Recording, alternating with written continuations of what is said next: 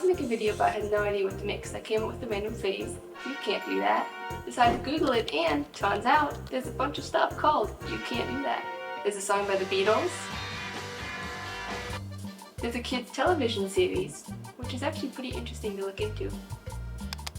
And there's a hockey podcast. I don't watch hockey. Okay, so not that many things. 3 things. Which isn't a lot, but it's weird that there's 3, right? It's more than I was expecting. But then I started thinking, well, it does kind of make sense though, because we hear that phrase a lot. Like, a lot. You can't do that. Especially when we're growing up. Don't do it. No. And then you become an adult and you know everything and you don't need to be told that anymore. Oh wait, but for how often we're told that, we don't do a very good job of listening. It's a pretty big problem. Look at all these people who had to write articles about it. I found them on the internet, so they must be right. In a way, it's kind of nice knowing that it's not just me. Almost every person, when they're told, "You can't do that," has a gut reaction of, "Oh yeah? Watch this." Which is not ideal. Psychological reactance. That's the fancy name, don't forget it. Let's explore why we want to do what we're told not to. 1. Loss of autonomy. Autonomy is a fundamental psychological need. Basically, we don't want to be controlled. When our autonomy is threatened or lost, we want it back. And one of the ways to do that is to do exactly what you told us not to. Yay, freedom! And probably some negative consequences from doing the thing.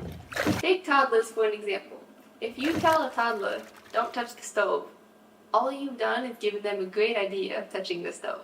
I want to touch it. Well, I'm not a toddler, you might say. No, but you still have psychological reactance. You just have some common sense to go with it. Congratulations. So you won't touch the hot stove. But if someone tells you to stop eating so much junk food, you probably have at least a little moment where all you want to do is eat even more. Take that. In one study, it was found that people's heart rates increased simply by imagining that they were restricted from doing something that they wanted to do. 2. Curiosity killed the cat. If you tell me I can't press the big shiny button, all I'm going to want to do is press the big shiny button. I want to know what happens when you press the big shiny button. It'll explode, you say.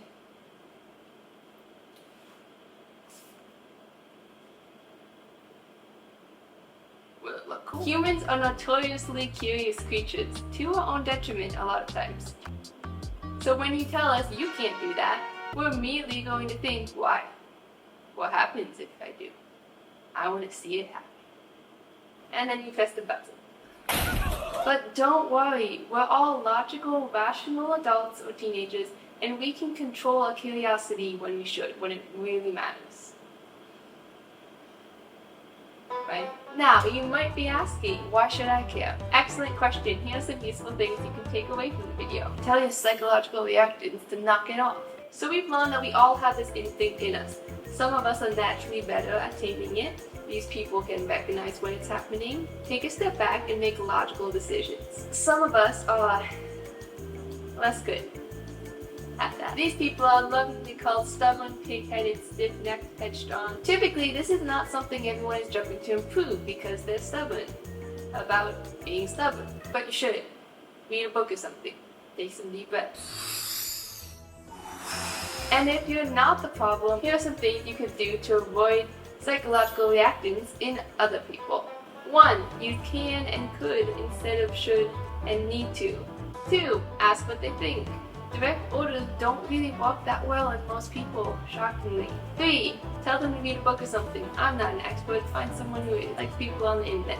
Overall, just try and catch when psychological reactance is showing up. You can't fix what you don't know about. And for goodness sakes, don't click on a YouTube video just because it says you can't watch this. Honestly, have some sense.